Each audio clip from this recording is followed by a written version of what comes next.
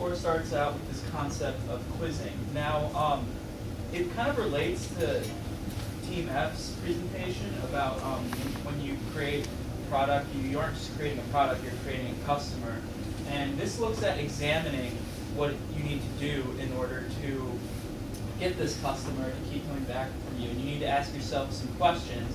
And the questions that you should ask about the product is what is the product going to do for the customers? Like not so much what the product itself does, but how are the people going to use it? When are they going to use it? Where are they going to use it? What types of people are going to use it? And and then you got to consider outside variables as well, like other uses for the product as well. And you just really got to think about it and take it apart and just really see how can I make it good and better and best. And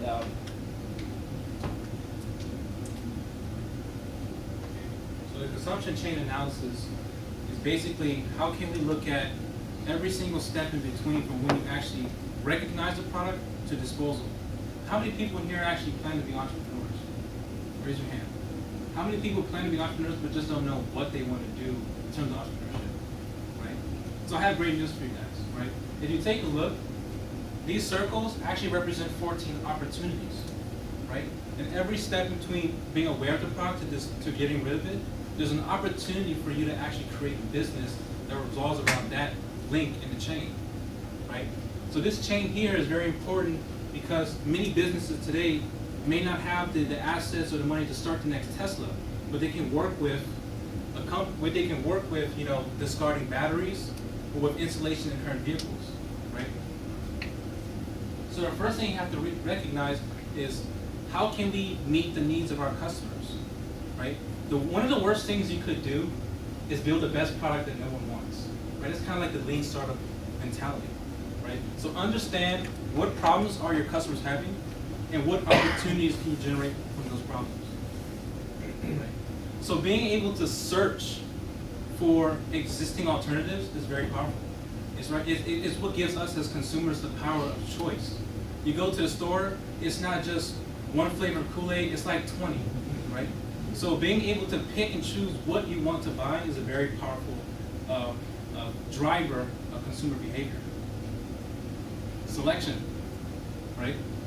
So there are different, this kind of ties into the previous one. You're able to find and search different products, but then there's brands, there's models, there's versions, there's upgrades of different models, right? So it's all about which one do we prefer, right? How do our tastes and preferences as rational consumers play into what we actually want? Order and purchase. So now you have a product and you want to get it to the consumer, but how do they get it from you? Do they have to go on a website, make an account, or do they have to visit you physically? So these are all things you have to keep in mind as you're moving along the consumption chain. And delivery. So how many of you guys like free shipping? Right? Don't you just love it when it's not just the price, but it's price plus free shipping? Right? That's just one of the many joys that is almost a staple with online businesses. You can't just sell a product online. You have to have a very clear way how you're going to get it to the customer. And can you do it at a cheaper price? I'm going to hand it over to Kyle to take you through payment and financing. All right, so picking up right where Marcus left off with payment and financing, this is just the basic questions like how's the consumer paying, how are they financing it, are they leasing something, are they doing a payment plan, are they paying all this straightforward, or how they're doing that. And after payment is the receipt, like what does the consumer do once they have the product? Like a computer, for example, I mean, what is she going to do with the computer? Is she using it for emails? What is she doing with the product? After receipt with installation and assembly, a good example of this was IKEA. Like when you get something from IKEA, you have to build it and put it together yourself. It doesn't come assembled in the box. So you have to think about that. And storage and transport is another one. Like how's it going to be stored and transported like around? Does it need to be refrigerated? Does it need to be in a fragile box? And you get to worry about stuff like that. And uses, how does the consumer use the product? That's pretty self-explanatory. What kind of help are they going to need? What kind of questions will they have? And services, like if something goes wrong with the product, how is the consumer going to get help? How will help be given to them? That sort of thing.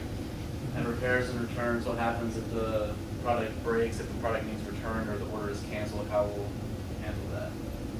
And final disposal is pretty self-explanatory. Whenever the product has no use, how will the customer get rid of it and where will it go? All right, So you guys were all given a group and a little piece of paper. We went over each of those.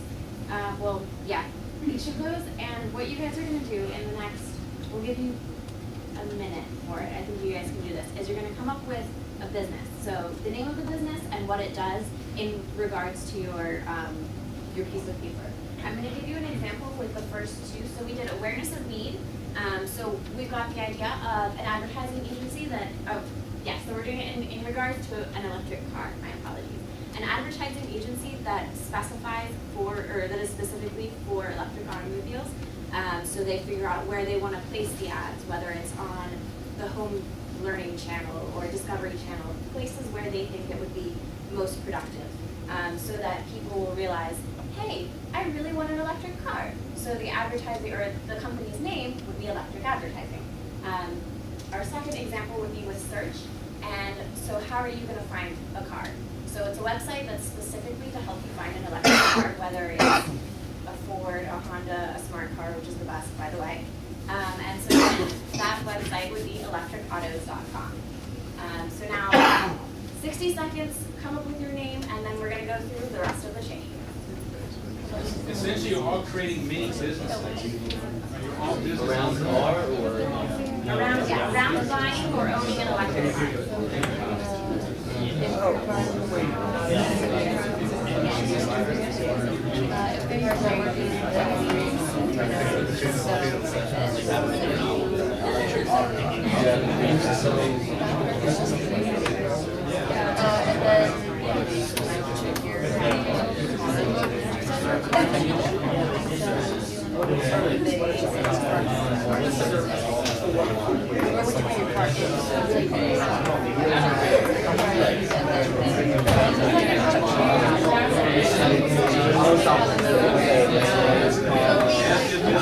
But maybe you have it. I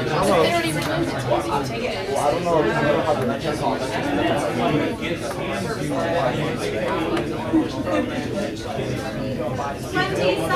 20 seconds.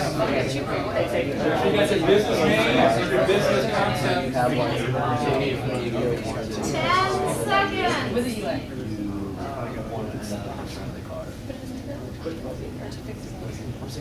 3, 2, 1.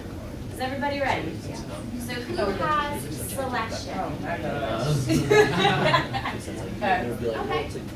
We didn't really get too far. Okay, so what do you have? What ideas do you have in terms of what would work with buying an electric car in terms of selection? I thought we had to pick like our own. Yeah, you So create. we explained it really badly.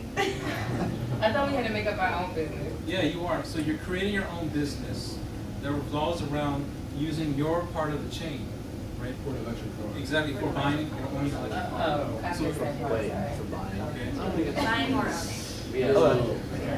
I think. Okay, go ahead. Okay, so our two links to the chain were service and financing. So our business is called Quick Budget, and it's a CD type device that you would buy similar to TurboTax that you can take home, enter your financial information, and it helps you create a financial plan to buy an electric car based on what kind of interest you're going to be paying, based on how your credit is, how long the loan is going to have to be, and how much you're going to pay every month. Excellent. You guys can start your business tomorrow. Does anyone already else started have it. an idea for their link in the chain? So we had delivery, and our idea was wheel to field. Okay. So we bring the cars directly to the consumer, like in their driveway, and then we do a test drive. I would like that a lot. Ours was receipt. I said our business name would be Mary Carmas, and it usually receipt is a small thing, so we decided that the car would come wrapped like a Christmas present and like a bow tie over with the receipt up in the top, and then we'll look. That's all great ideas. So what just happened? We basically turned the entire class into entrepreneurs, right? 14 opportunities, all within the consumption chain. Good job, guys, and thank you.